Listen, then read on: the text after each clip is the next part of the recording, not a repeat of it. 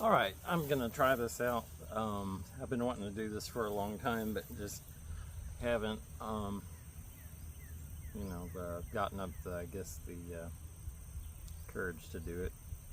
But kind of in line with what just happened with the Uvalde shooting and things like that. I really kind of want to give an insight from somebody that kind of grew up as one of those quiet kids. As that's what I've noticed with every school shooter, probably anyone that commits a crime. But we hear it mostly with the school shooters is he was a quiet kid. And I say he because most of the time I don't know that I've ever heard of it being a girl or anything like that. What are my qualifications for doing this? Well, I was in mental health, treating kids and families for 15 years at the local MHMR facility. Before that, I spent 6 years at a nursing home as a social worker, so I do have a social worker license. But then before that, for all of my life, I was one of those quiet kids. I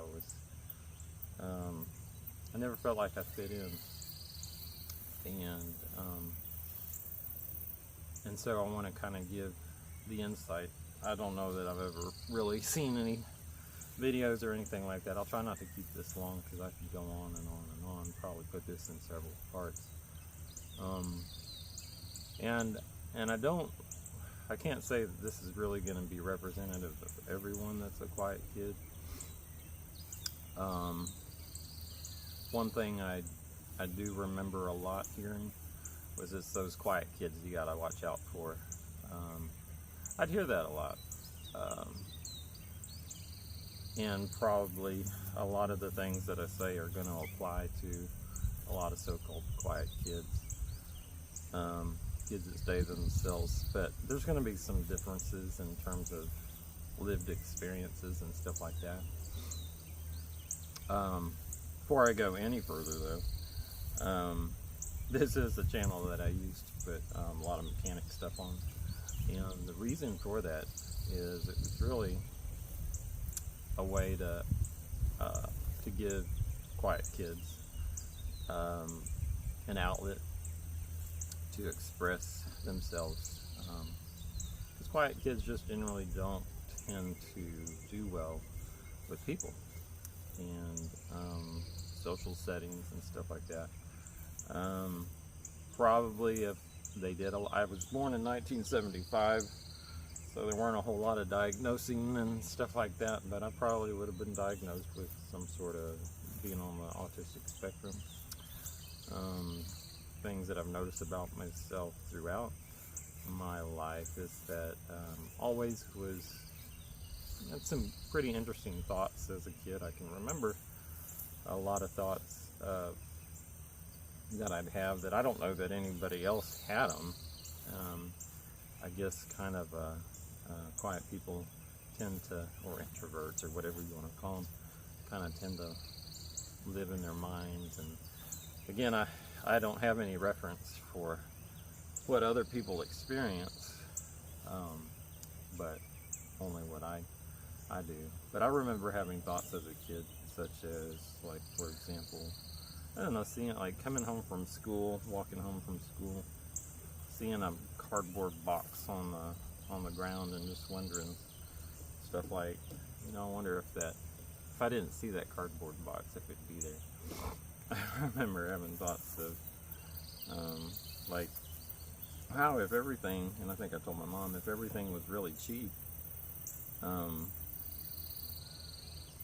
it'd be a whole lot easier. Kind of like a communist socialist kind of thought in a way. So what I'll be kind of getting at is, I think quiet people tend to look at the world as a place where there's a lot of unfairness. And just to be honest with you, some of the things that I experienced didn't come, you know, let me go back a little bit. Some of the things I noticed about myself, even as probably quiet people tend to be really observant of themselves, like self-observant, self-absorbed, really paying attention to the way that they feel. And again, that would go along with the autistic spectrum. Would be, like, for example, I remember when I was in preschool. It's just a memory that I'll probably always have. Why, I don't know. It must have been a really traumatic time. I remember the teacher at the time seemed to be a tall teacher with a small head and a big body. And for whatever reason, this really, for lack of a better word, just caused me to go and kick things and tear things up. I don't remember much more about that. That's just what I remember about that.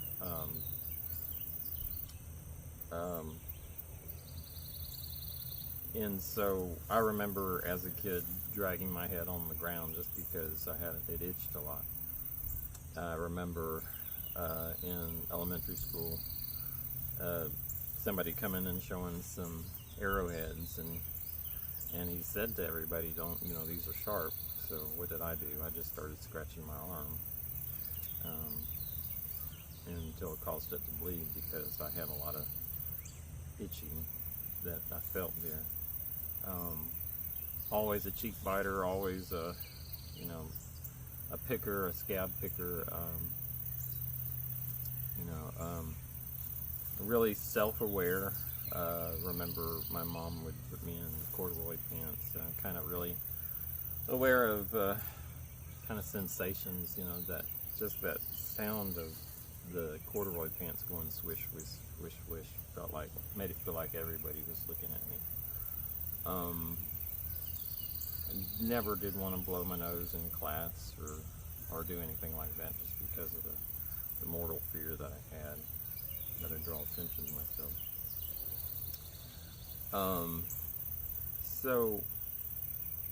But even in kindergarten, I remember, vivid instances that took place that, could probably give somebody an indication that this kid just doesn't function like, I guess, a normal kid would. I remember I could hold my breath just if somebody, until almost passed out. Kind of even at that early age, maybe a pride of just being able to have a lot of control.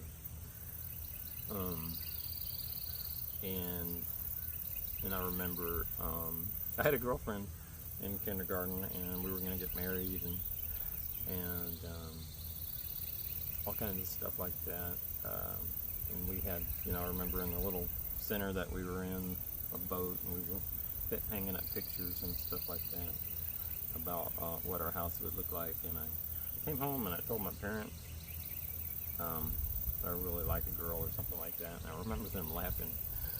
And that just went on the inside. Of course, I didn't say anything, but I held that in.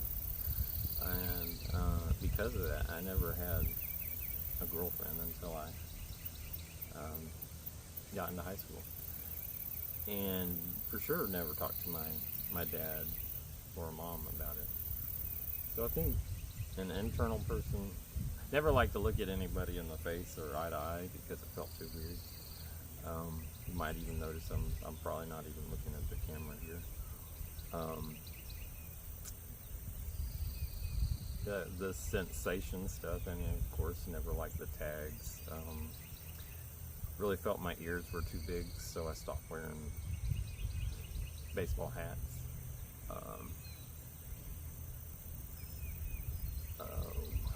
I remember one time we went to the Science Museum in Houston.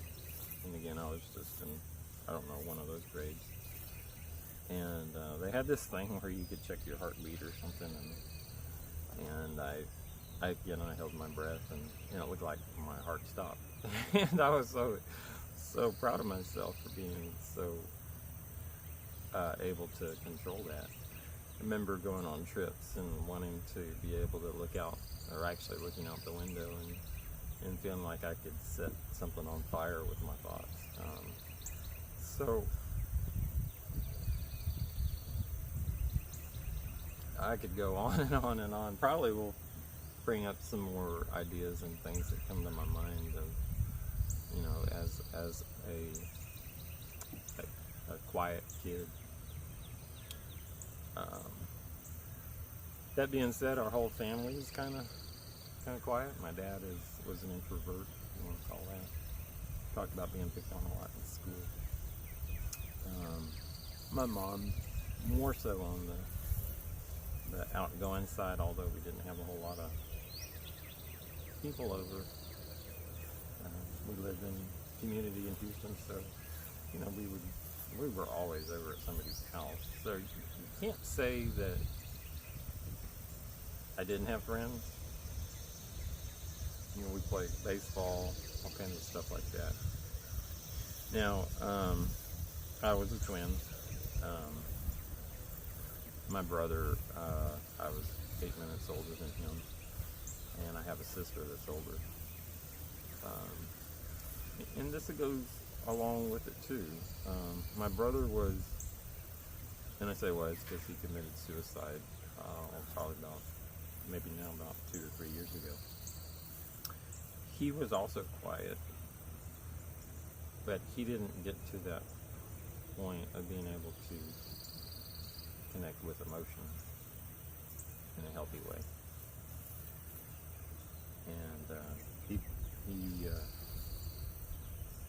and when it did this, when he committed suicide, I videoed just raw emotion that I felt at the time.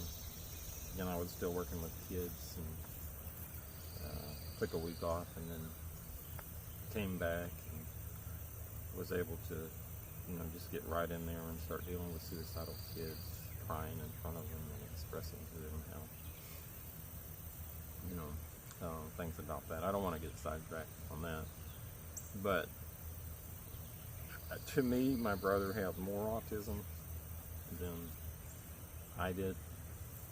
I was always kind of jealous of him that he was able to do all he was very smart, like in advanced classes, and I always felt myself as being dumb and retarded. So I was in special ed classes and could figure out math and stuff like that, whereas he was like a math genius. Actually, as his friends said, we were at the memorial service, that he really could, almost had a memory where he could remember things, especially numbers. He was great at bowling, air hockey, all that stuff required, all the angles and stuff like that. He was just really good at that. But he wasn't good with people. I'm not great with people, but he had some more issues and was more into gaming. And I'll go a little bit more into that. And also, too, some of the things I think that being a quiet person,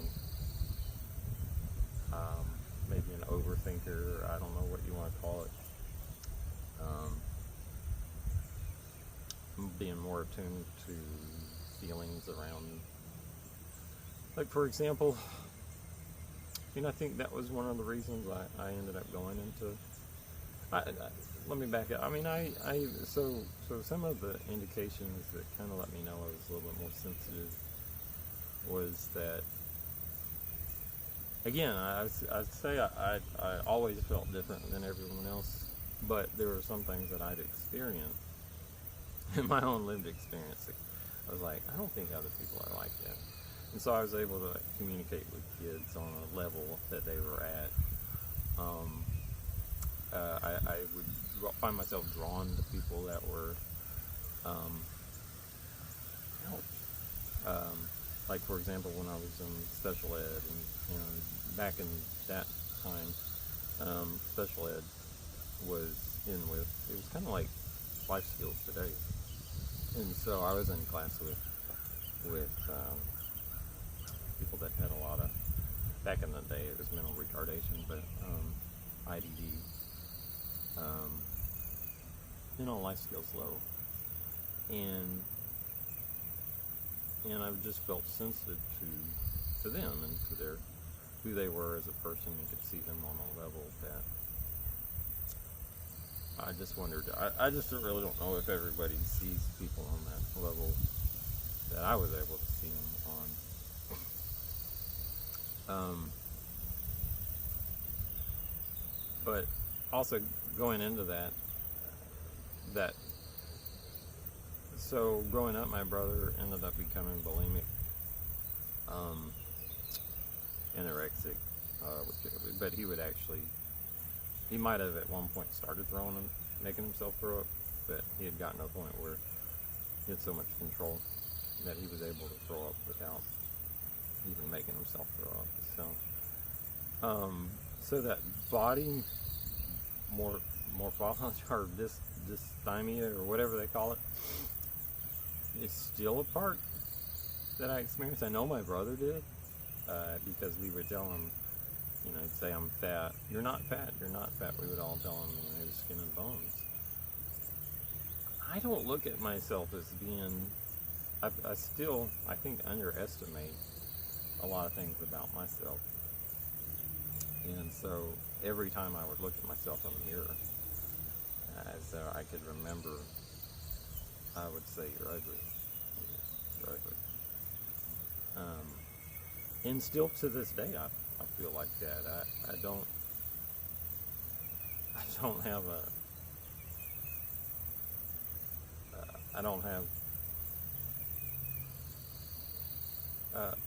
a view of my. I don't know what I'm trying to say, but I think a lot of quiet people probably experience that feeling of, it doesn't matter what somebody says. This is what I feel. This is what I see. This is what I experience. Okay, so, born in the 70s. Again, there was all that stuff going on with parents raising their kids, and my mom was kind of on that trend that was going on. It's okay to put boys in, she, like different colors and blue and stuff like that. You can go all out in that, but I do remember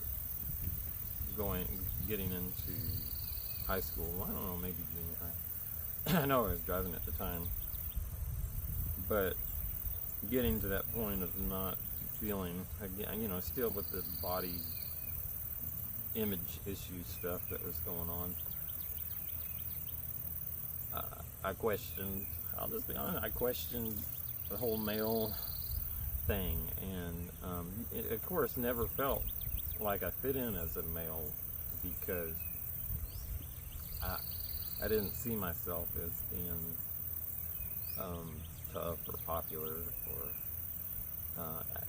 I was always more emotional, and see, I go and then because of my emotions, that's what I really feel like why I struggled in school.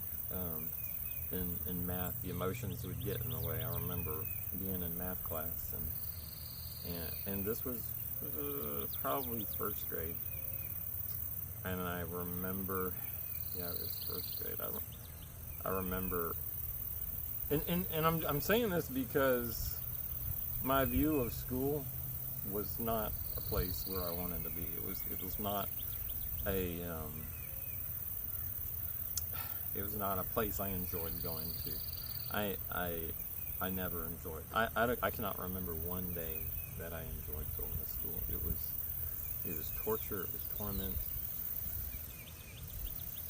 It was It's just not a fun place to be. Introverts, quiet people, shy people. I was very aware when my face turned red. I didn't need people to tell me, oh, your face is turning red, but everybody would. And you cannot cover yourself up enough to get people to leave you alone. It only made people bother me more. And I hated that. I resented that. And me, I don't know about other people, but I would find myself attaching. If somebody showed some kind of kindness, I'd attach myself to them. I'd become jealous. If they started hanging around with somebody else, that inner jealousy, of course, never let it out. Inner jealousy would just, would make me turn on.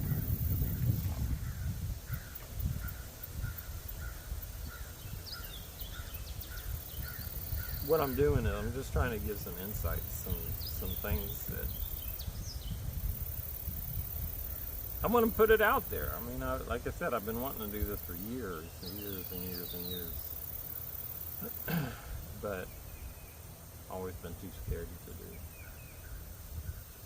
Always wondering, oh, maybe somebody's gonna say something negative about it. I don't care anymore. I'm 48. And it's not something I worry about now. We live in a hurting world. And I feel like that there's more avenues for young kids now to go and to get completely off track. So, getting back to where I was, so I'd go to, in Houston, I'd go to the half-price bookstore, and I'd go to that little section of sexuality or whatever, and I can't remember, it was just something like that. Of course, I'd look around and make sure nobody was watching and stuff like that, and I'd get the books about like femininity, whatever that books like that were, and those were the times I was practicing putting some, nail polish on and stuff like that, and just I guess the feeling of being feminine. These books were on where is the concept of gender come from, because I didn't feel like, maybe because I had so much emotions and my dad was so emotionless,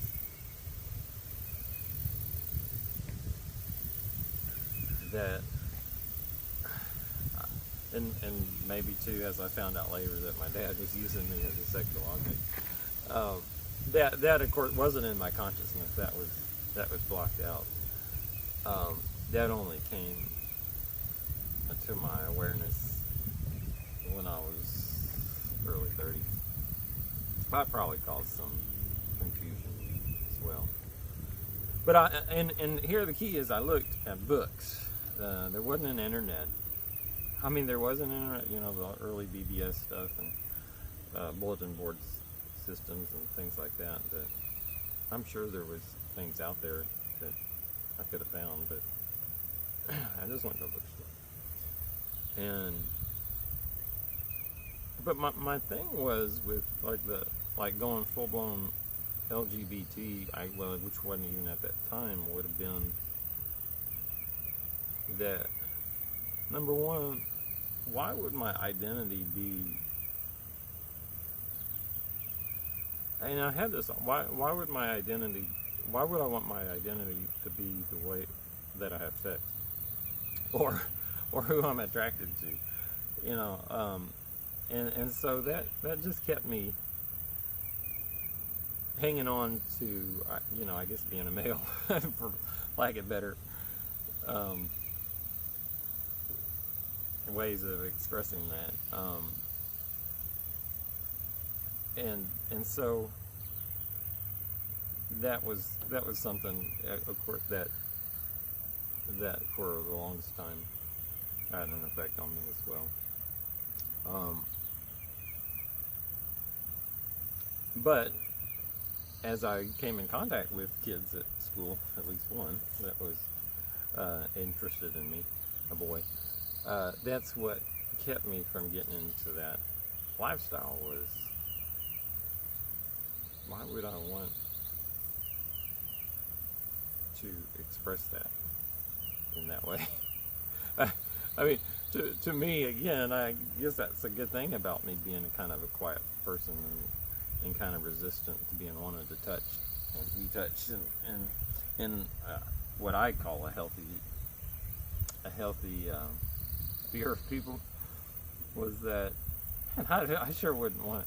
I didn't trust people enough or anything. Another guy that was hitting on me in college actually took me out to go camping at Broadus National Park, I think it was. This was weird. I had no idea. I mean, again, I kind of, I feel oblivious to that kind of stuff. Really don't go into a relationship with somebody thinking, of what they can do. But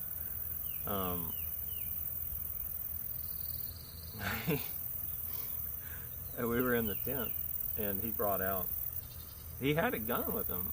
I don't know what he might have had thoughts of. But he started talking to me about my dad. And again, the awareness of what my dad had done hadn't come to my memory yet. And I actually started crying. And one thing that a quiet person does, maybe not all of them, but I talked to enough kids that I worked with that were really having problems. Like beating people up and taking knives out, those kind of things. I said to him, I'd ask him this question because, and this is something I don't know that a lot of people realize, is that for me there was a click out moment in my life. Again, I was in special ed. I remember all the teachers coming by, looking at me. I felt like I was an animal. I felt like I was in a zoo. I felt like I was messed up. I felt like everybody else had it together and I didn't. And these teachers are evaluating me. I remember I peed on myself, and one teacher made me change in front of everybody. Ouch, that is hurting. And where was I? I don't have anybody to remind me where I am or where I was. Okay, so math. So being in the click out moment. So again, I was in special ed, and I wanted to be out of special ed. Special ed's different nowadays. Although kids nowadays that are in special ed, they really feel like they're just being passed through, and some of them really resent it. They really resent it. And so I was in special ed, and probably we had just gotten done playing Where in the World was Carmen Sandiego, or the Oregon Trail. I liked that. That was fun. But I could not do.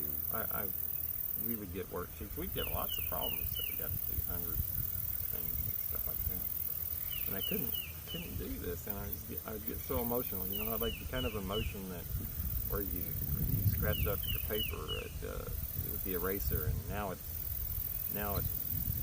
ripped. And what do you do now? And the person that's trying to help you is so mad. I remember my mom would get to that point, but she finally just had to get to the point of pulling away. I remember that sometimes just the awareness would come. Like, for example, I learned how to do the nines with my fingers, and it was just like that came. And it would seem like some things would just come. They would just make sense. Of course, I did not have the ability to be able to calm myself down. I'd go right into berserko mode, and then self-hate mode. And so what I found would have found out. Okay, so there was a click out moment.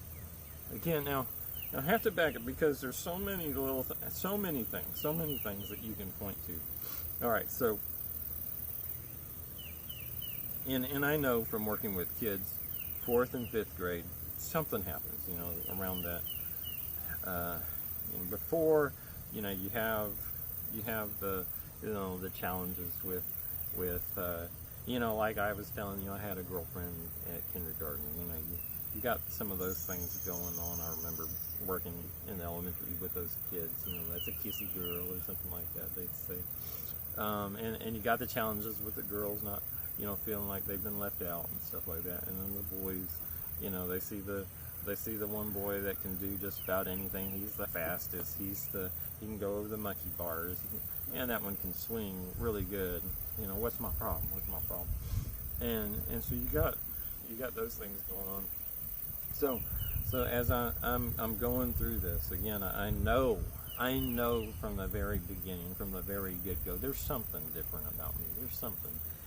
I'm just not like everybody else, and so there's a problem with me. And so I think kids naturally are kind of spiritually aware that there is a God up until a point. So it was like back in those days, my mom and apparently a lot of parents said God's crying when it's raining, and thunder meant that I can't remember what that was.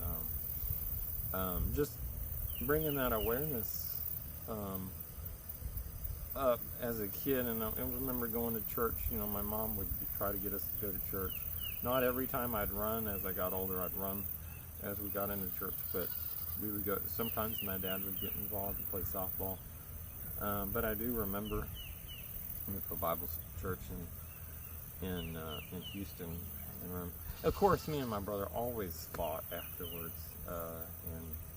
and so I think my mom ended up stopped taking us because there was just so much work and effort.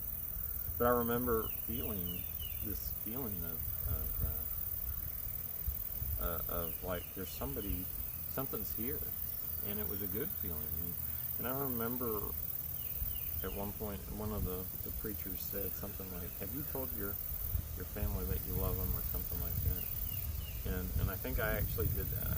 I felt this real need to get close to them or to express that or whatever. So I did have some spiritual good encounters, but so I had a click out moment, and it happened in school. And at that moment, I would, like, I was the kind of kid. This is weird. I would like, I got in trouble, and my mom made me write the dictionary. And instead of just doing what she told me to do, I wrote the entire dictionary down. I remember writing it word for word. I'd set up my lamp and I'd write the dictionary. And I remember showing the teachers. This maybe 4. I don't know, because I remember around that time the band teacher from junior high was coming and trying to see who wanted to play what instrument. I wanted to play the saxophone, but the band teacher said basically I just wasn't smart enough. And so I played the trombone. He said that was easier. And so it was somewhere around that time, probably 3rd grade. So I was still in special ed, and I wanted to be out of there. In fact, I think they wanted everybody, like when we were switching over from 5th to junior high, I think their goal, and I think even nowadays it's the goal of a lot of time, more inclusion. So I never was in. I guess it would be more like what was today, that it was a more inclusive type special ed. But I remember there being a lot of pressure on me, and I know I would pray, but my prayers were like this. God,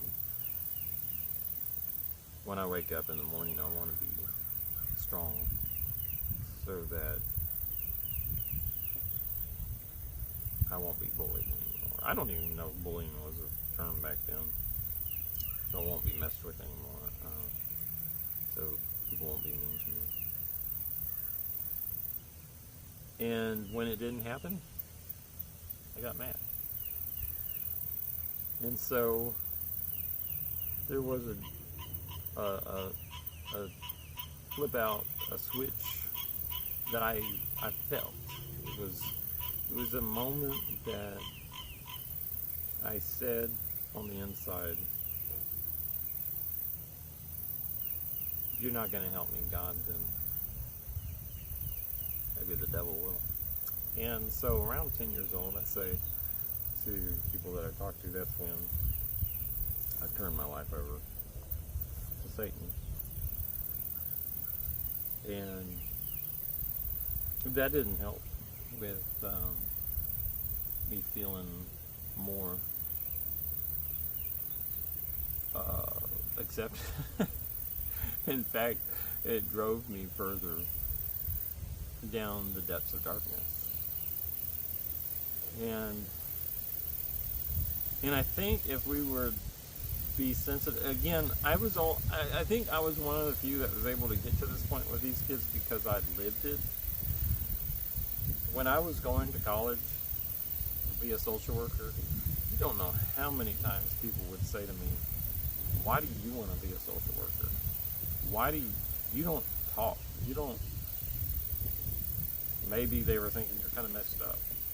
Because at that point I was still in the mode of darkness,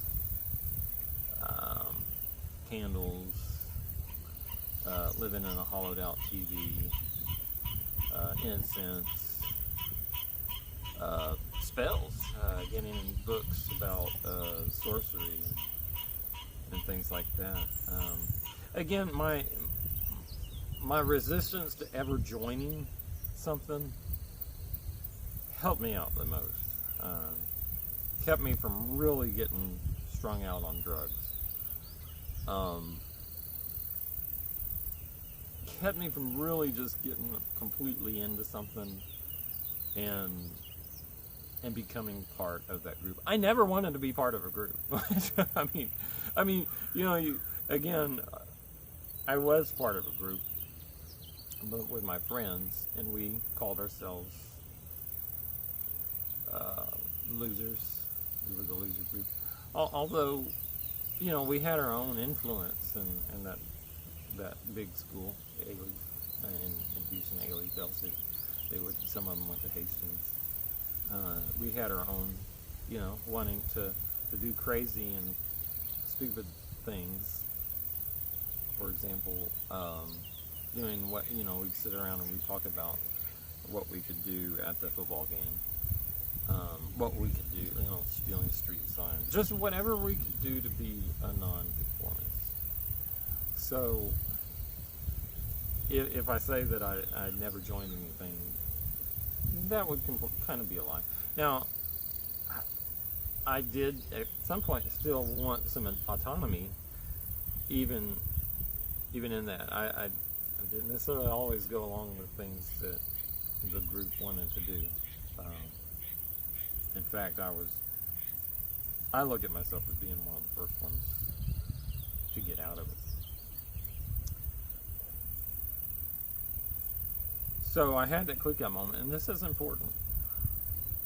And I turned away from God because it's kind of like that kind of an expression or experience.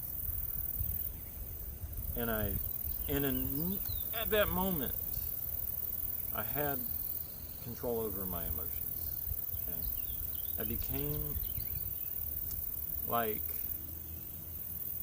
a flat slate. It's almost like nothing could touch me, nothing could bother me. I'm just gonna get it done. And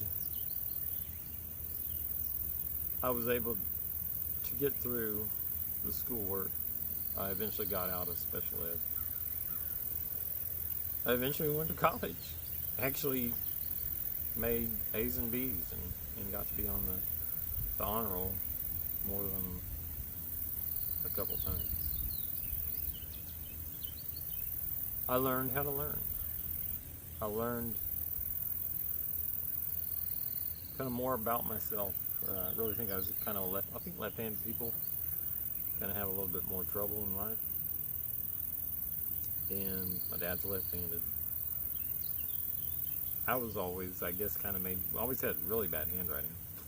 Probably because I was never really allowed to write with my left hand. Or maybe I'm just kind of ambidextrous and kind of in the middle messed up. But I think left-handed people have. And I've talked to people. I've talked to kids I worked with. Are you left-handed? Do you think you're left-handed? I don't know. A lot of them would say they're left-handed. I think left-handed people have more trouble in this world, feeling like they belong. That's one of my theories, is the 15 years that I worked with kids. Another theory that I have is I think more German people tend to be on the autistic spectrum.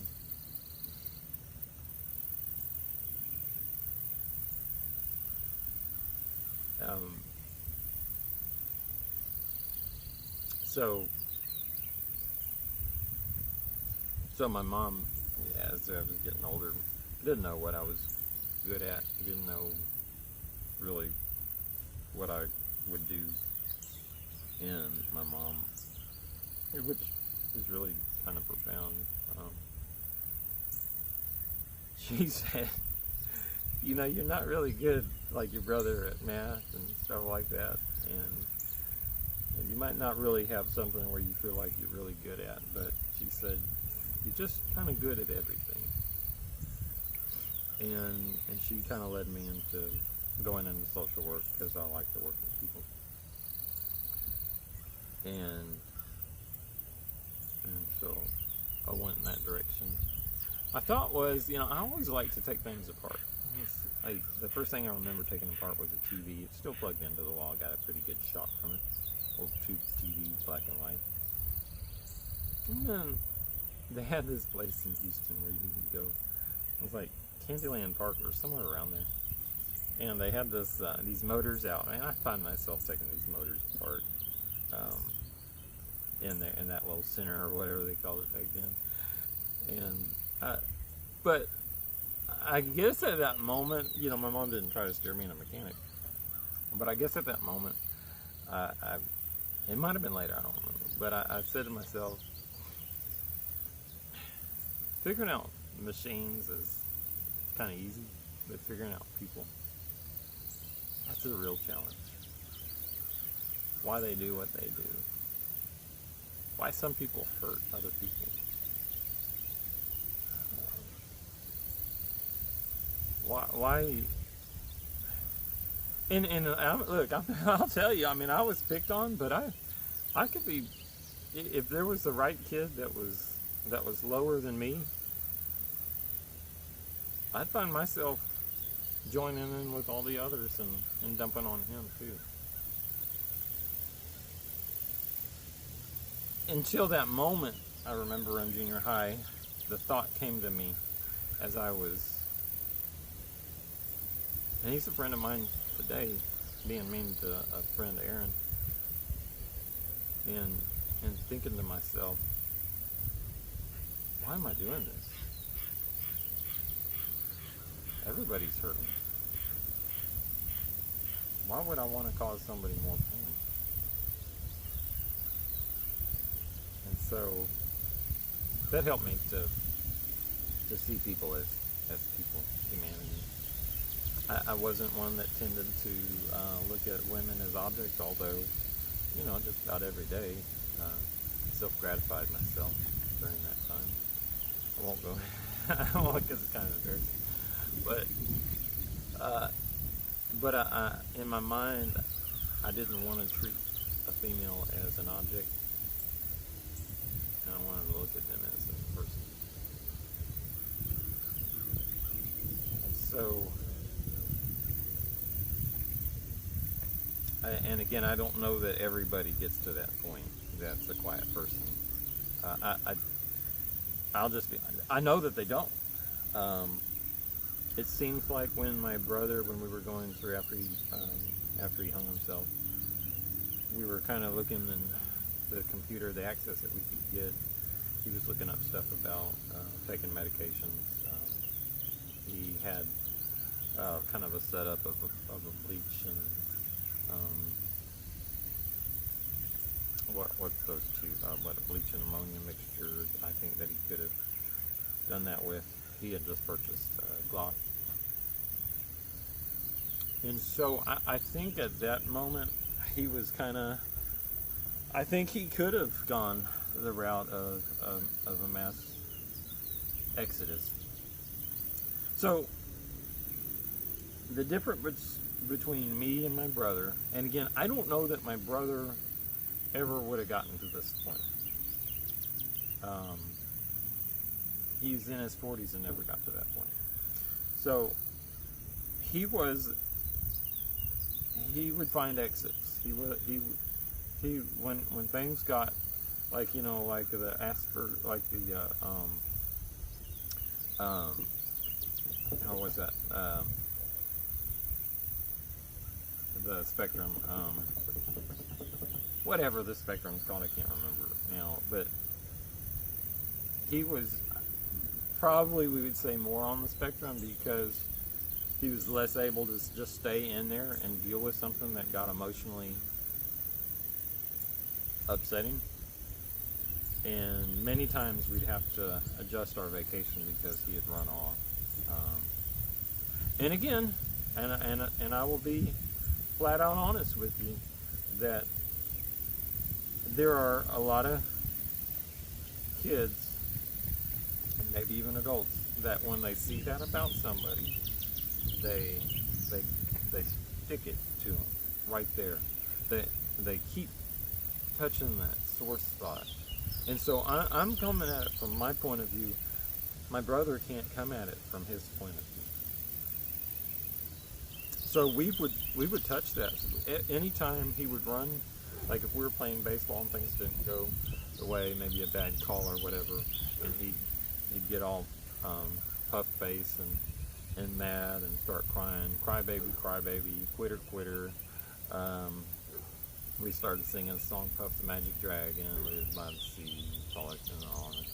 And this would really make him, I mean, it really make him mad. And it was kind of a satisfaction that we would get, making him really mad.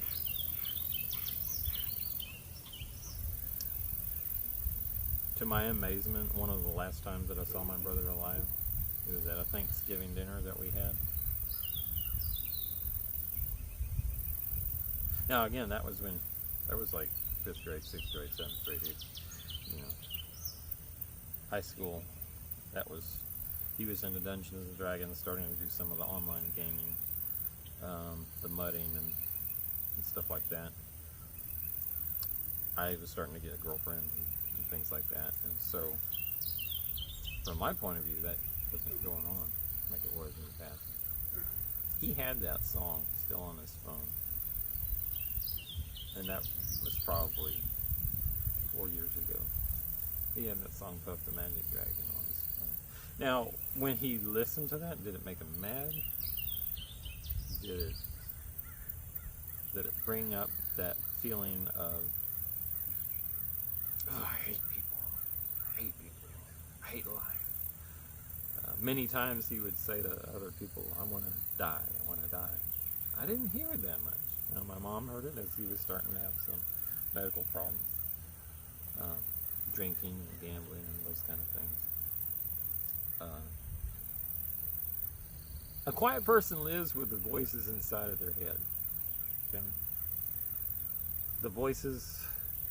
Now, I didn't know what anxiety was until I was in college, smoked some marijuana, had an anxiety attack, saw some images when I went to a restaurant with my friends the next day, started feeling really unstable.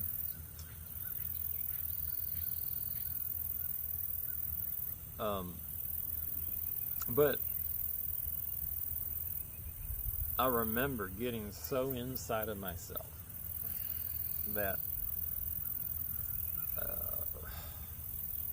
that's where the um, the the inspiration came for writing songs and poetry, and so I enjoyed. Quiet person, I think, is going to get to enjoy the pain. Some of them might, like what I did, put themselves as, I'm going to take the pain on of humanity so that other people don't have to. So I lived that way for a long time, taking on the pain of other people. Whereas I think my brother, on the other hand, he took the hatred for people and humanity a whole lot more than I did, deeper,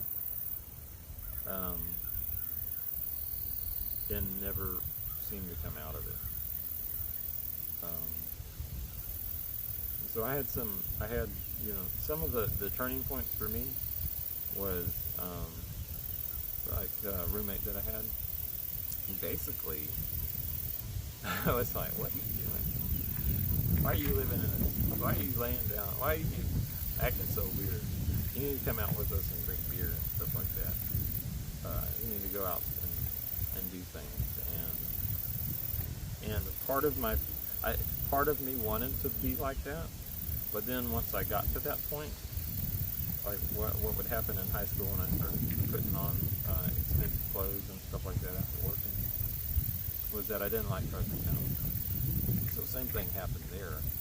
I could go to the parties with them, but never wanted to lose control, and so would never let myself get completely drunk and do things that I didn't know what I was doing. I think that was a good thing. But lots of depression in college, lots of hallucinations, seeing lions when we were out camping at Enchanted Rock. Nobody else saw the lion. And I realized that, again, there wasn't a whole lot of, I didn't go to a therapist or a counselor. My mom took us to one when we were in high school after her dad died. He was an alcoholic, and she was going through that. I wouldn't get out. I was one of those quiet kids that also ran too. I wouldn't say that I wasn't a runner. If somebody wanted to help, I did not want to be there. Me and my brother never talked to that therapist.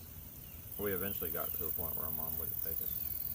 She did get us to, after my mom got divorced with my dad, she took us on a fishing trip with a guide, I think Eagle Pass or somewhere like that.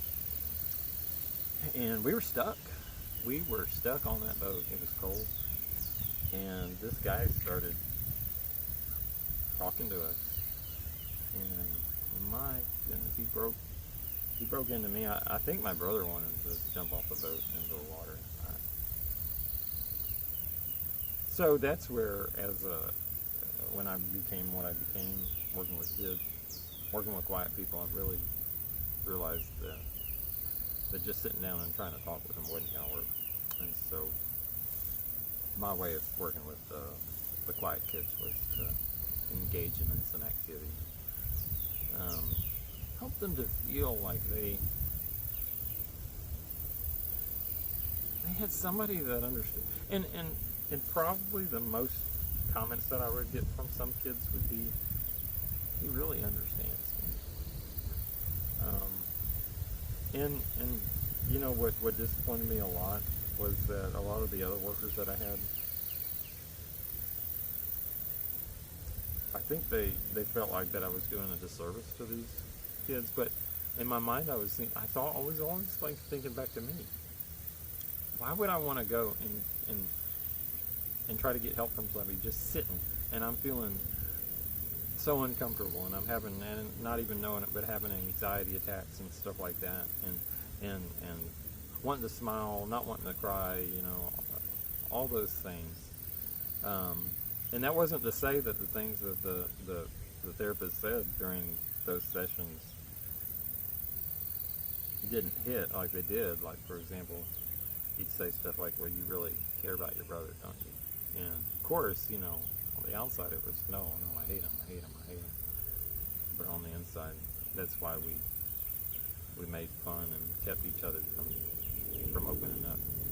So anyways, I really was one of the only kids that got to express to my dad. So my dad was probably one of the sources of a lot of the anger that I had.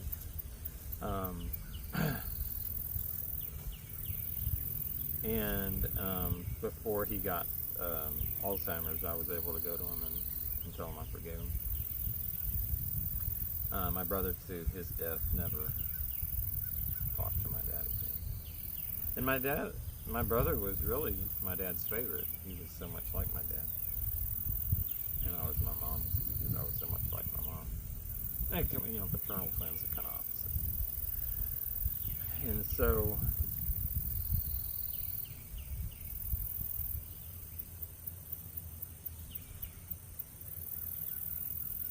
depression, learning how to deal with depression. And again, I haven't made my relationship with God the place where it needs to be. Now, I did that with my dad after I got into church. But there are several things that led to that point. Again, why some people make it out and some people don't, I don't know. I don't know why my brother didn't make it out.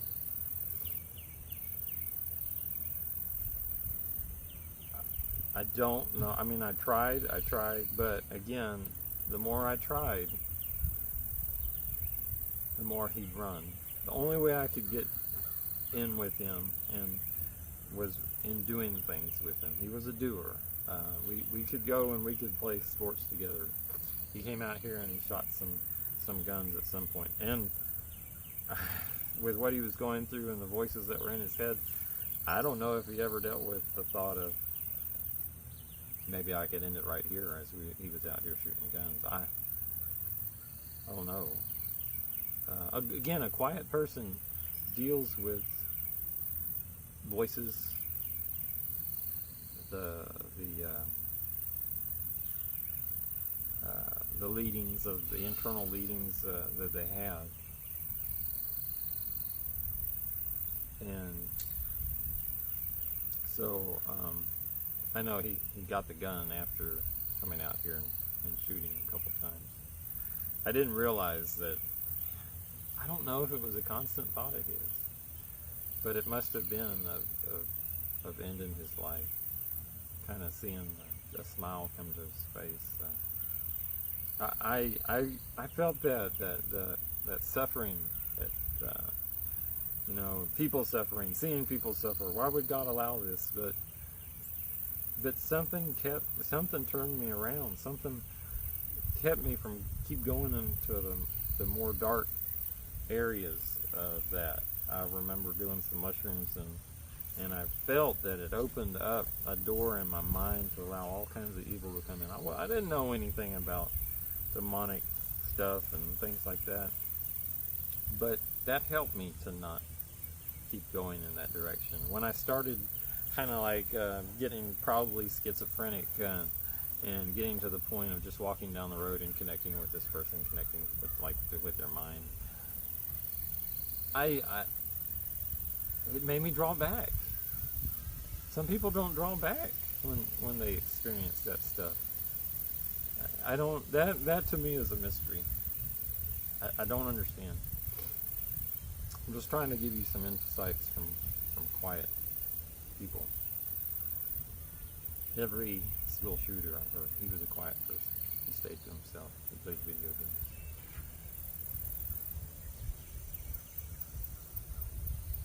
He loved guns or whatever, this or that.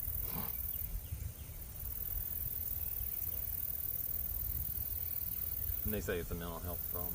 It's a mental health problem. I know one thing that helped. I read books where I worked on ways to, and this again, this was before any kind of spiritual stuff, because I still wasn't there. I was still into the dark stuff.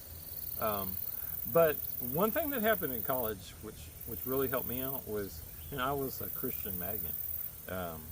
So everybody in that school was like on me, and I made myself so much set apart from everybody that it drew the attention of people that really cared. And this was a small town, and I think that helped. I was in Nacogdoches, got away from Houston. In Houston you kind of learn not to do that kind of stuff. But I remember a lunch lady of all people at college confronted me about my shyness, and she said, you're really selfish. What? And I just quietly went away, but I thought about it. And she was right. She was right. Shy people are selfish. We got good thoughts. Had all kinds of... like I said, I've been wanting to do this for a long time. I was being selfish. Just holding it in. And then another guy, his name was Borger. Or he was from Borger, and I called him Borger. And he said, I was wearing some kind of shirt that had a cuss word on it, or something black. Probably had some black fingernail polish on it. He said, why do you do that? And I had no, and again, I would have been a liberal at that time. I went to the abortion rallies and for abortion, and for socialism, communism. Why do you do that? I was stumped. I didn't know how to answer him. Of course, my answer would have been, God's not a good God. If God was real, why would he allow suffering? That old suffering of humanity argument. I want to be who I want to be. I'm free. Not realizing that I really wasn't free at that point.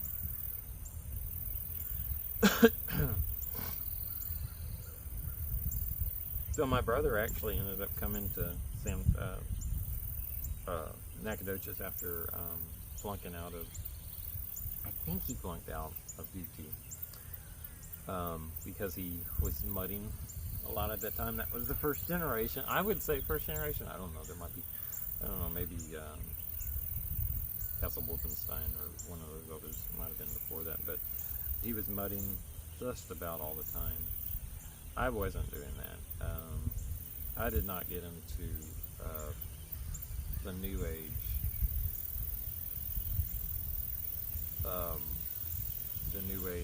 What's the word I'm looking for?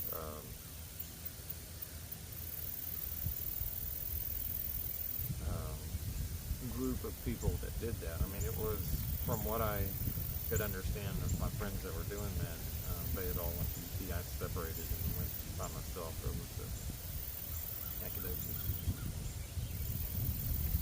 That is a big community thing, and you're really into the level that you got, and I think they could even help each other out. I don't know, probably kind of like a Fortnite kind of thing back then. Of course, there were no graphics. I don't think there was any graphics, or if there were graphics, of course, they weren't even really great. Of course, no bloodshed or anything like that, but you could still get, awards for, leveling up and getting dexterity. I think all of that was built in, like all the role-playing games during that time that we spent a lot of time doing. And so he came in, and our relationship wasn't great. We'd never sit down and have a talk. about things. We would go and play air hockey. He was really into air hockey. Went to some national tournaments and things like that.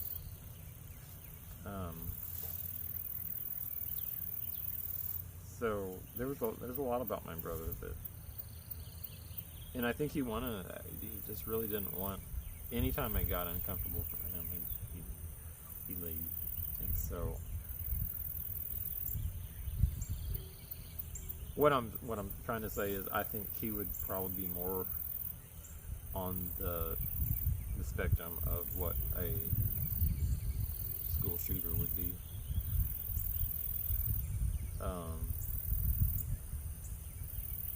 I easily could have been. I had the hatred for people.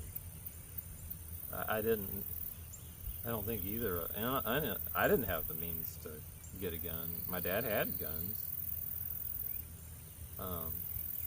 but it never crossed my mind to take a gun. I mean, and these guns weren't even locked up. But it never crossed my mind to take a gun to school. I mean, we just played Atari and some of the early IBM games that came out. None of that was violent. The only violent games that started coming in were maybe like Mech Warrior or something like that, where it was like one of probably the first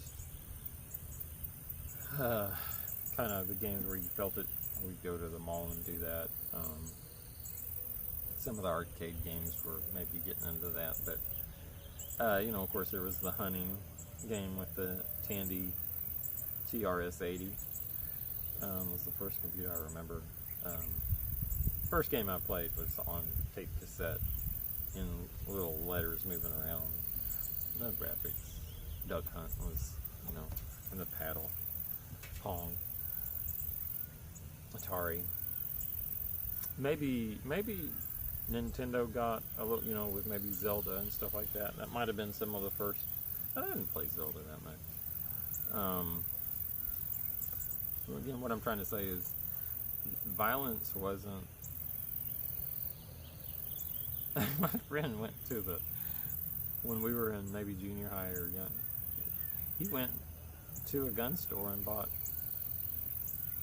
gunpowder, saying that he was going to refill some shells, and we made some little explosives.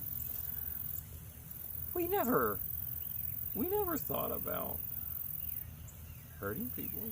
I mean, I didn't. I don't know if they did. I don't know if my brother did.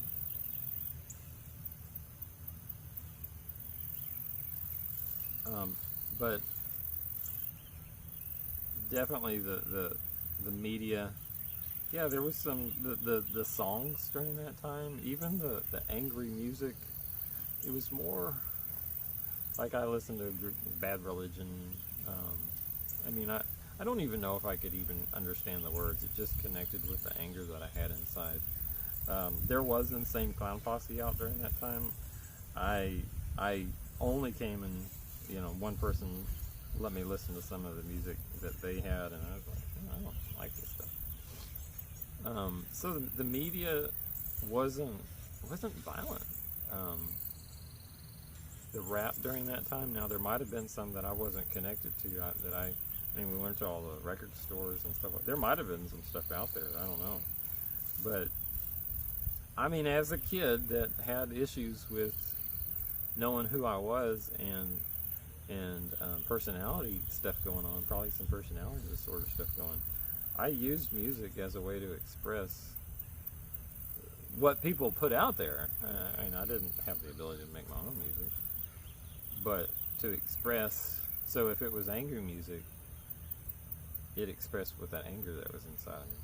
If it was country music, it kind of connected with, I'm a little bit more able to deal with this world kind of thing, or if it was just the regular pop music, oh yeah, I want to be kind of like everybody else kind of thing. So the music helped to express. So what I say is, to be honest with you, if I was a kid nowadays, and being a quiet kid nowadays, my God, I, I don't know what would happen with so much.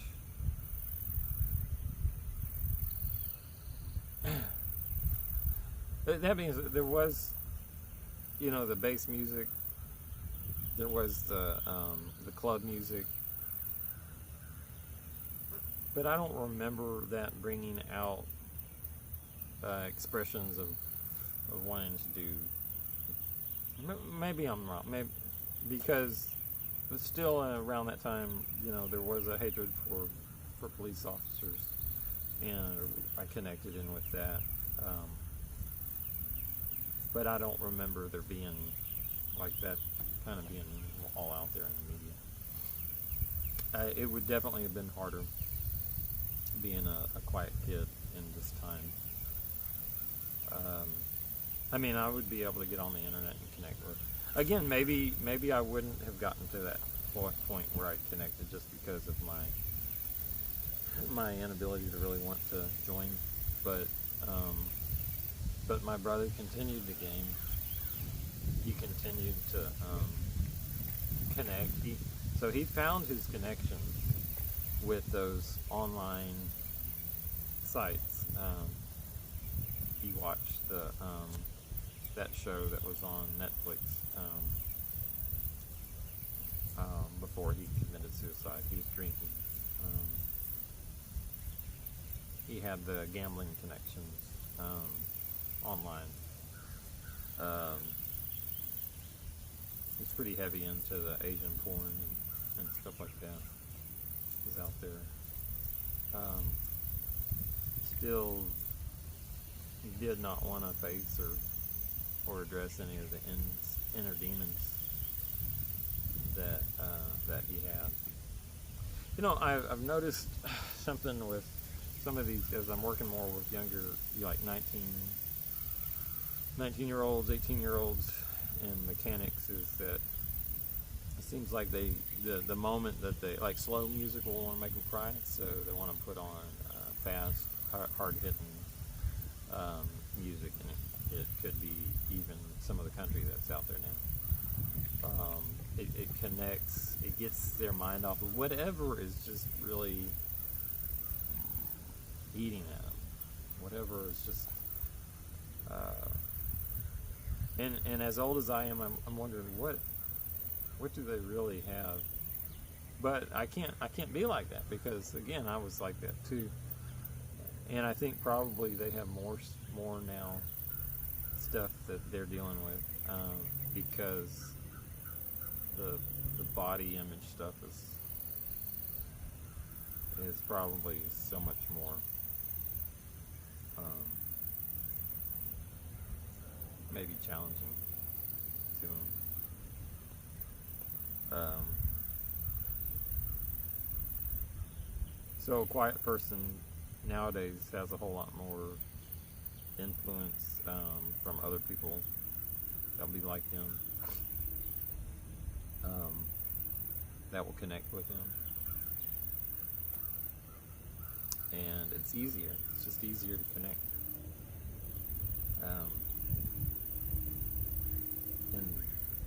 In this time, I think, and so I think that makes it harder.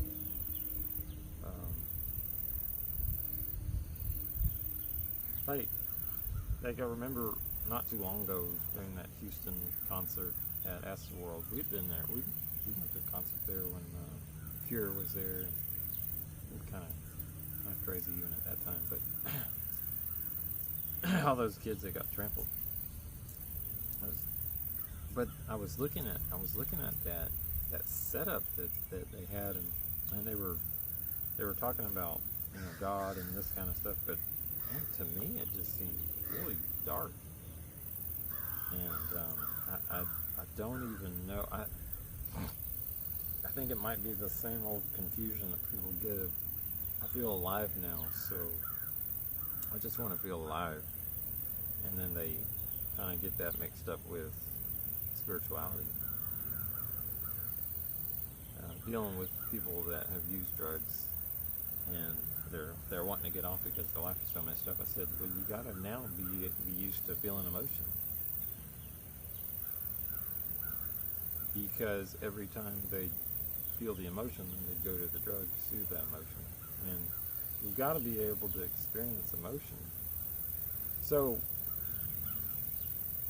another thing that helped me get out of the dark trap, as I experienced it, it was like a deep, dark, slimy tunnel or hole, was going on a trip. Almost graduated, taking only a backpack, an orange. I think my mom made me take a couple of envelopes with some stamps on. I didn't even have a driver's license. I don't think I took any money. Just bought the Greyhound ticket, bus ticket. And at that time you could stop, get off, do all kinds of things.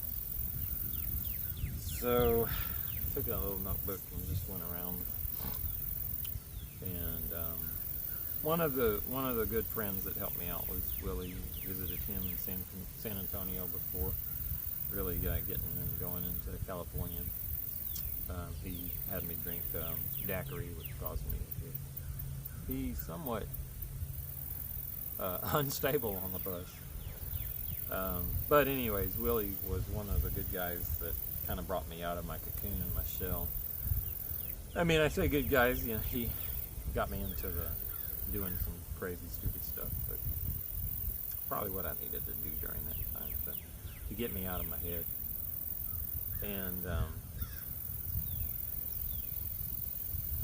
And so left from there, could just feel all the stuff that was going on, like on another level on the bus.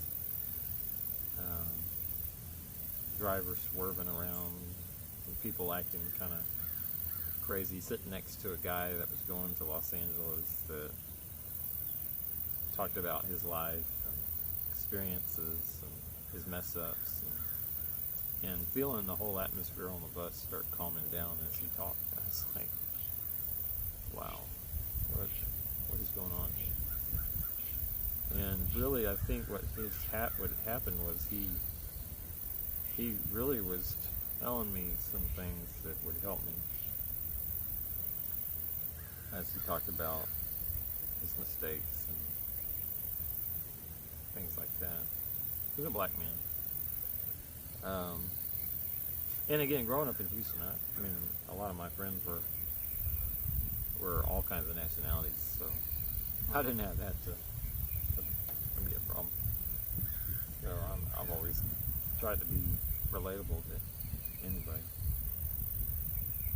And just, I mean, instance after instance of things that happened on that trip.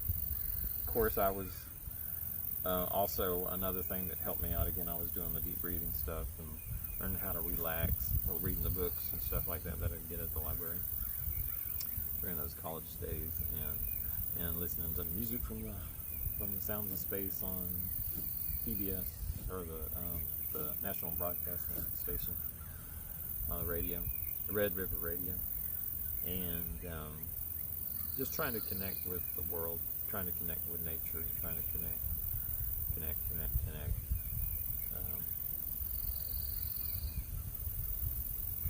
And really, the what it would be called today would be being grounded, and just grounding myself. And so, I lost track again. Where I was.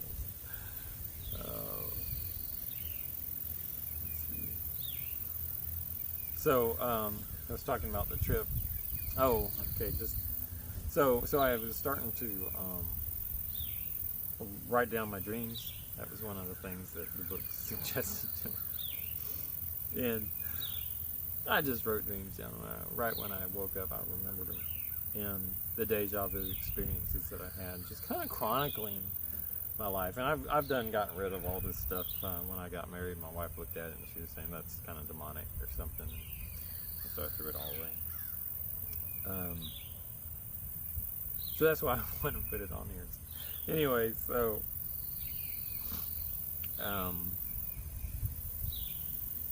so the dreams that I had, I don't want to really go into it, but like fast forward,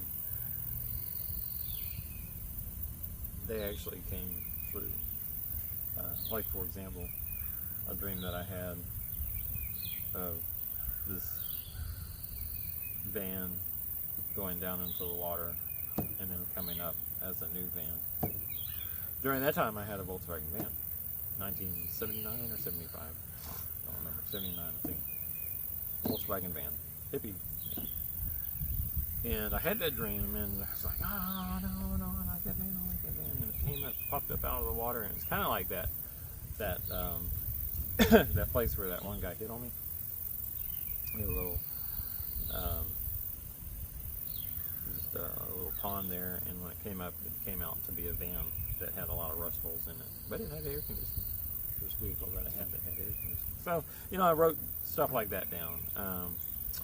I wrote other dreams, those were some of the ones that just kind of stood out, that kind of would kind of repeat themselves. Of course, there was always the fears of getting into a car and not being around the driver's seat. Now, realizing that that's going on nowadays, is that so that fear of not being in control kind of dreams, and the dreams of not being able to open up get a door open quick enough when a bear is chasing you or something like that, or somebody's shooting at you, and you're shooting back at them, and nothing's harming that person. But those were some of the dreams that I had. The ones that stuck out the most were like the van, but I just wrote it down and just kind of went on, didn't ever think about it. So along this journey, another stop I had around Los Angeles, I met a girl named Faith, and I connected with. So if I connected with somebody, kind of felt a connection with them, then I want to make sure this thing is still videoing.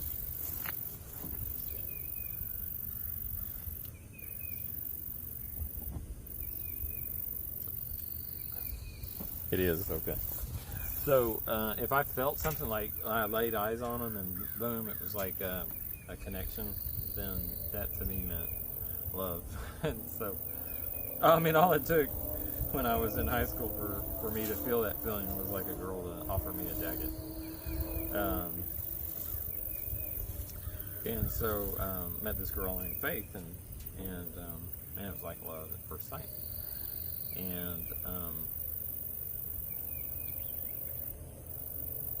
now, again, I realized that the whole relationship thing was something I really wanted to stay away from.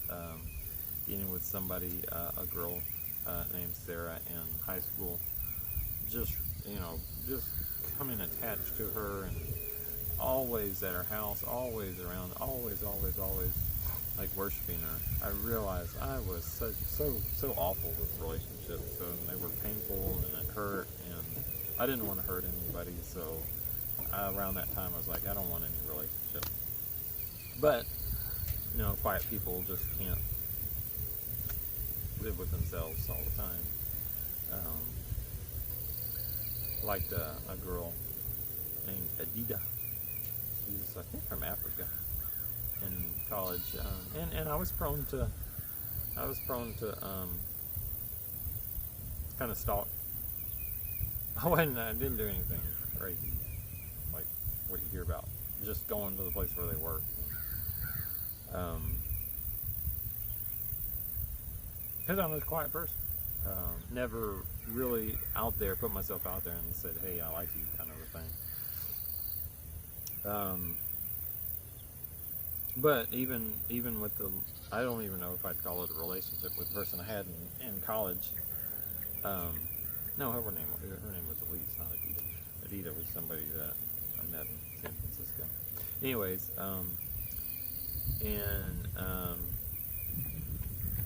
just realizing it just seemed like I was being selfish in any relationship, just trying to get my need met, and I resented that. And I wanted to be with somebody that had a lot of problems. I didn't necessarily want to be with somebody that had it all put together.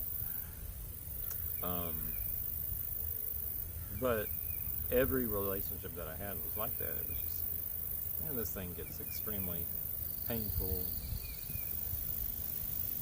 and I mess up or say something or get hurt or get offended, do this, do that, and so I said after high school, I don't want to have another relationship. Or maybe I said that after college. I don't know. But anyways, I found myself on this trip, like Faith. And we separated in Weed, California. I think that was, Weed was before San Francisco. Maybe I might be getting some of the timing off on this. But anyways, we separated. I went to Weed, California, and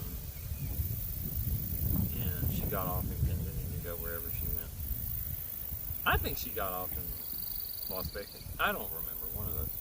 I know I got off in San Francisco and stayed in a hostel and met a girl named Adita from Australia. And I'm telling you, San Francisco is a weird place.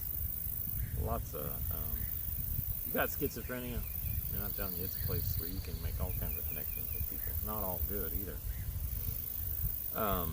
That would take hours just for me to talk about San Francisco. But anyways, I didn't stay in Las Vegas. That was seemed like a crazy town. Spent a little bit of time in Sacramento. Don't remember much about it. Man, I think I was walking around with Faith there in Sacramento. That might have been where I met her. Anyways, when we made it, wherever we made our departure, I said to her, if this is meant to be, we'll meet up again at the Rainbow Gathering. Because that's where we were going in Washington. Rainbow Gathering. 90-something. 97, 90. I don't know. I don't know what it was. Somewhere in June. I remember it was in June-ish. Because I remember July 4th happened, and we were somewhere around there. Might have been around July. Anyways, so got off in Weed, California. Stayed in some redwoods. Had to really be careful when I was out there, because it's a good thing that I did not just join up with anybody and had a healthy fear of people, because there were some things that if I had made the wrong move, it would not have been good. So, finally making it to Oregon, getting a job, making pellet stoves, grinding them down. I had no money. Once I got a check from there, I didn't have any way to cash it because I didn't have a driver's license. So finally made it to Oregon, Eugene, Oregon. Went to the Rainbow Gathering, had some really interesting things. Found Faith. So at that moment, see, I'm learning things. Things are helping to build some personalities, some things to get me out of this inward to myself mode. And I learned that faith means that when you give up, that you finally find what you're looking for. Because in my mode of being, it was, I've got to do this to get that. I've got to do, and that might have gone back to me getting out of special ed. I've got to do this. If it's going to be up to me. I can't put my belief in God that He's going to bring me out of it. I gotta push my way through it. I gotta get my emotions out of the way. But that I'm getting to the emotional place that I cannot find her in this place. I cannot find her. Just forget about it. And it was at that moment that I found her. It was the closing of the people were getting their stuff. I found my pot that had been stolen. Wouldn't give it back. But I also found her, and she was with another guy, and it helped. That was a big lesson learned to bring me out of that place of darkness, and being able to kind of be flexible with the way that things happen in life. Just going on that trip was a major help to becoming a flexible, really free thinking person. I thought I had been a free thinker before, but you're not a free thinker when you feel like that the whole world is against you, and so you're reacting. You're just reactionary. That's not freedom. I realized that. And so I was really starting to think maybe there is a God, because I kept a journal that whole time, and I kid you not, I'd find myself on the bus, and just all kinds of people would be having spiritual talking about things, and the people that really helped me were the Christians, and they were the ones that showed care and concern. Of course, I wasn't wanting to be a Christian. They were all hypocrites in my eyes. Went up and visited my aunt in Washington, and did some studying on Buddhists. After the Rainbow Gathering, I went with the Hare Krishnas and spent time with Hare Krishnas in Eugene, Oregon. Saw a guy get hit right next to me. Saw the two people get out of the car. One put on brass knuckles, and I was just right beside him, and he went down. He had they punctured his lungs, broke his rib, and I was frozen, couldn't do anything. But the explanation for that in the Hare Krishna view of things was, well, that's karma. In my mind, I was thinking, man, that doesn't seem real good. And so made my way from there, kind of sped through some of the northern states to the bread and puppet show theater in Virginia, Vermont, one of those places. Weird place, I'm telling you, weird place. There was not, it was not a nice atmosphere there. Really didn't have much. Found a tarp, started sleeping under that. Somebody peed on it. Just debauch. I mean, just even in my state, I was like, this is not right. I mean, the people that were there providing bread from the oven.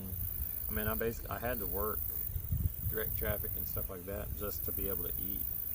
I mean, if you don't work, you don't. I mean, it was a weird. I think that's supposed to be a pretty liberal thing. Oh, also met a friend of mine, also too, kind of a faith thing. Tommy from college up there. He gave me some chocolate that he dug out of the trash. He was an interesting character. Probably also could have been a school shooter. He enjoyed the amount of lice he had in all the different varieties of lice he had in his hair.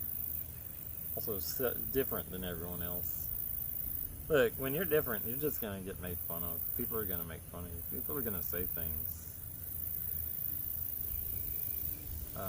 I'm still different to this day. I drive Geo Metros, okay? I buy cheap tools when everyone else has Snap-on stuff. I'm still different. Look at my yard. It's a mess. You can get to the point where you're okay with that, where you realize that you have some value in who you are and the difference that that is you. I mean, I play bass guitar at church, kind of mechanical, not really the best kind of I don't like to get in front of people and speak. Um, always different. Always different. People asking at the old job, how do you make it? Because I'm a little forgetful. I'm not always organized. I've had people, I put videos up here and people, how do you work in that mess? I want to clean it up. I just have a hard time keeping it clean. And then I keep getting junk. And that was something that helped me to break out too, is seeing that to bring trash and value out of trash, you can live like that. I'm cleaning it up now, because things change, and we have to be flexible enough to allow them to change. You won't always be the way that you are now. Give it 20 years. Can you wait 20 years? You don't listen. There's a lot of people you don't listen to. Don't listen to those voices in your head. It's okay. This is really what I wanted to tell my brother.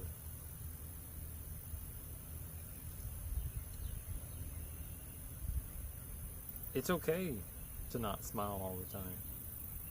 It's okay to not want to wear fancy clothes. It's okay to feel like everybody's looking at you as you're walking across the street. They probably are. It's okay if somebody has a negative thought about you. They don't have the power. They aren't God. It's okay. It's okay. People are not gonna listen to you. They're gonna think that your idea is just off the wall, just crazy. I've got some interesting ideas for motors and stuff like that, using hydraulics as the motor, and instead of gas or fuel. That turning because man, I'm telling you, hydraulics can do a lot of horsepower.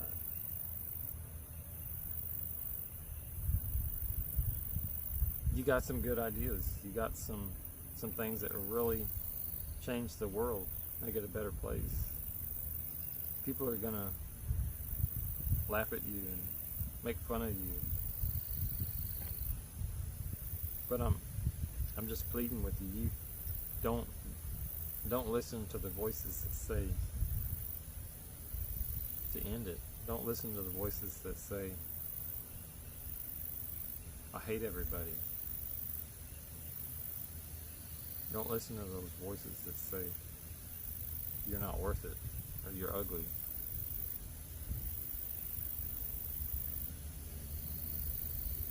Turn off some of that stuff. When you start feeling yourself getting to the place where you're seeing people as, that they're not humans anymore, be careful. Start doing some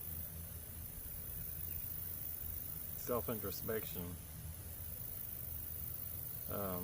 Start writing. I mean, look, I didn't like to talk to people, but before I was able to, I wrote it down. I know people don't like to write. Kids that I talked to, they didn't like to write. They didn't like to journal. And a lot of times what we're doing nowadays is we're writing on the social media stuff, and then what's happening is we're connecting. I wrote that stuff. Nobody ever saw it. Maybe I would have shown one or two people, and they maybe would have turned me into the police or whatever. But it helped me get it out from my head, and then it allowed things to become more clear. The emotion, again, remember, go back. The emotion is what skews things. in the way the hurt, but once you get it out, and again, if you can't, again, you'll be around your friends, and you won't emote, you won't get emotional there. It'll just be the same old fun group, like a drug. It won't get that clearing out. And then there will be that moment that you realize, maybe, that it's all been for a reason and a purpose. I got to the point, going through the trip and the journey and all that stuff, seeing how things just come into place. Oh, that's why I was in special ed for so long. It's helping me to be able to connect with people. Well, now I know why I had all the struggles that I had. And it wasn't something that my parent had to tell me. They weren't able to. Again, I think as parents we put too much emphasis that we are the people that are going to save our kids. Whereas, it was the person on the Greyhound bus. It was that person on the Greyhound. It was that friend over there that I met at college. Now, again, in my mind, I'm thinking, as I was doing the video game stuff that was coming out, we didn't go to school dances and stuff like that. We were the nerds and stuff like that. We didn't want to do things like that. But in my mind, I'm thinking, Scott, if you just do this computer stuff, you're missing out on possibilities, potentials, and probabilities that something's going to happen. Something might, that was there in my. I was aware of that. I was aware that if I just stayed in and I didn't, and I isolated myself, that I was gonna miss out on some stuff.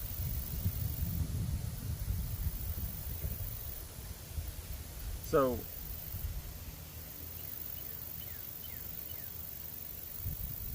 probably just like my brother, who my sister was really upset about after he died, and I was too. But she went to a medium and paid for him to connect with my brother, and came out that he really didn't want to. I mean, if he had another option, he wouldn't have done it. My mom was the one that found him, and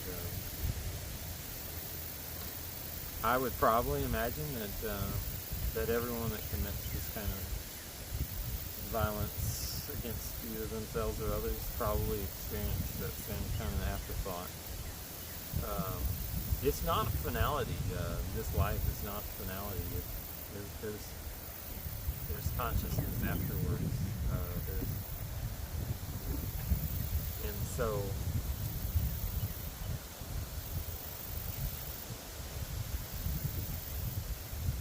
you're not going to find happiness in other people.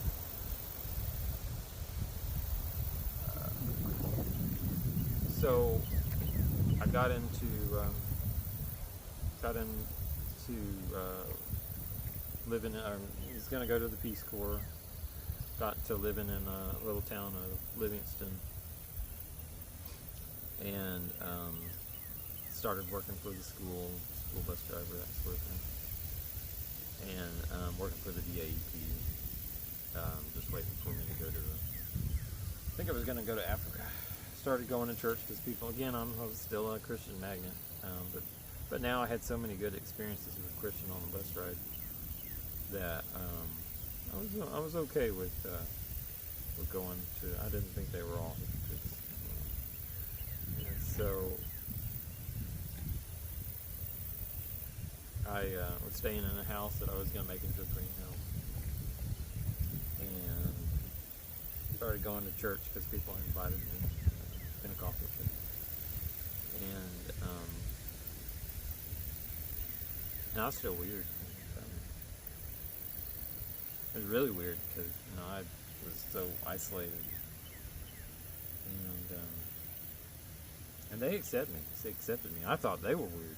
I'm telling you. And it was weirder than the Hare Krishnas that we would wake up early in the morning and do all this kind of tambourine kind of stuff.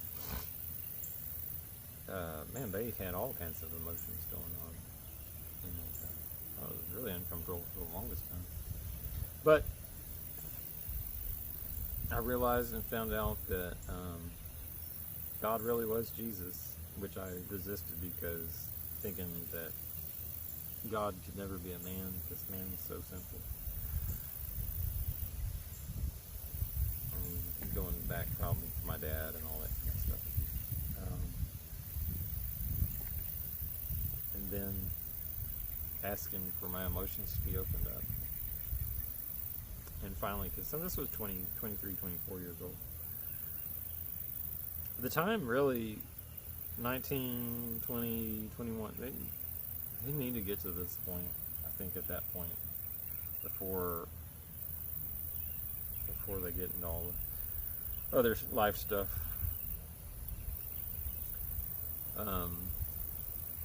But that's when I asked my dad to forgive me. Just went around and tried to make things right, things that I'd done wrong. Getting baptized and having all those sins washed away. Man, I'm telling you, it's something that my brother never did. It never did. And I don't know why. I don't know why. And still, it didn't. I'm still different. I still, don't like to really talk in front of people, get really nervous and stuff like that. But I've done more talking in front of people since I've come out of darkness and into light than I ever have before. I'm able to put my good thoughts and things into a good place and realize that somebody might laugh, somebody might say something negative, and I'm okay with that now.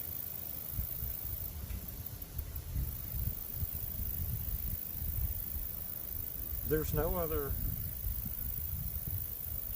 else. There's nothing else out there for the person that feels like they don't belong. Nobody ever laughed at me. I mean, maybe they did. I don't know. I remember hearing some people say, like, we don't want somebody like you here. It wasn't. I was at that point of, I feel something here. And I had come through that big journey. And I was ready. And nothing could keep me from that. And then getting to that place of, and I remember when the pastor at the time, he wasn't living right. The pastor at the time, laid his hands on my head, and I felt the lightning bolt flow through.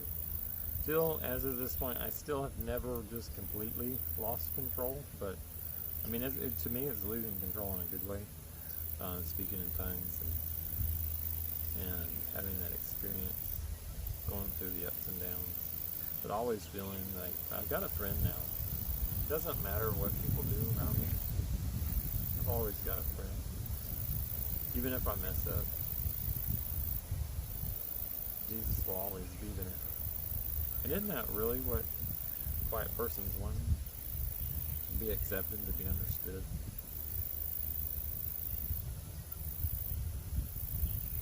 Otherwise, everyone's going to want to use you. The friendships, groups that you have, it's always going to be use-based. But I just don't see any other way for a quiet person to make it. And be able to live with themselves.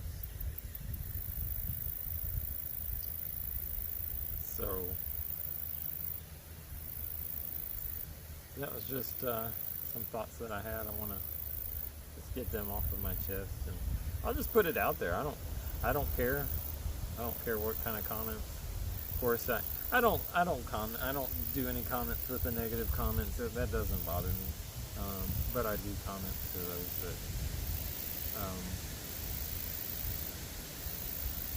that to me are decent. You know, that we're really made a connection with somebody. So just so that you know, I have been since leaving the MHMR. I started working at a dealership and found out I don't like that atmosphere of the flag time, stuff like that. But I learned a lot. Then I worked at the local Kubota dealer, which is a challenge.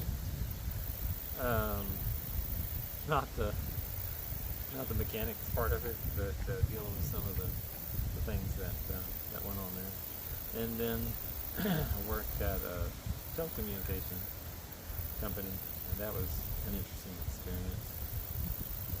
And so now I'm working at Caterpillar Rental, working on big stuff. Really enjoying it. Really love the company that I work for.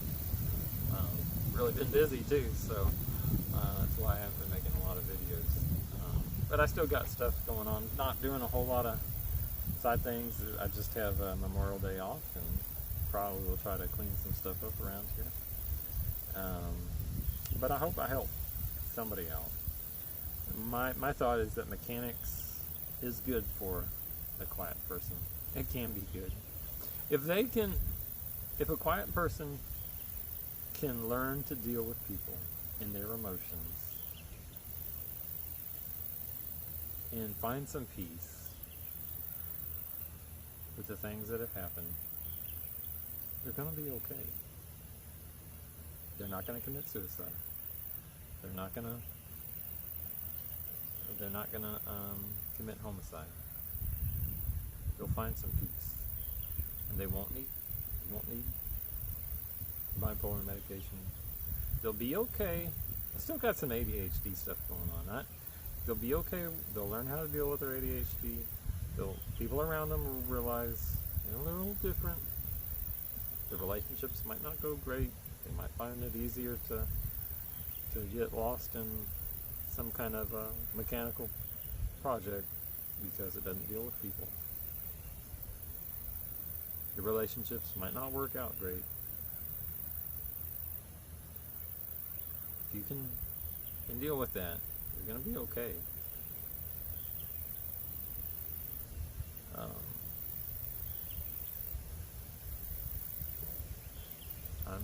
I'm one of those people. I've made it. 40 June 3rd, I'll be turning 48. So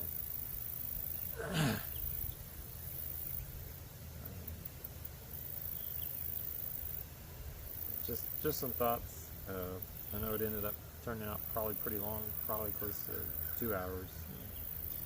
I don't take it for what it is. If I didn't do it, I'd always be kicking myself. And it's just the time to do it. So learn to be okay with your, laugh at yourself. You might just be left-handed. You might be okay. You know, people that don't let people be your God, and make you feel like that they can determine your destiny and future. Be tough and courageous in that way. Resist the urge to destruct and self-destruct. Resist the urge to hate yourself. Resist the urge to steal and kill and destroy. Resist the urge. You know, you're gonna be kind and nice to somebody, and they're gonna use you and abuse you. Just learn from that, and just realize people are people. And but you can have a relationship. It's not like that. And, I just hope that you find that.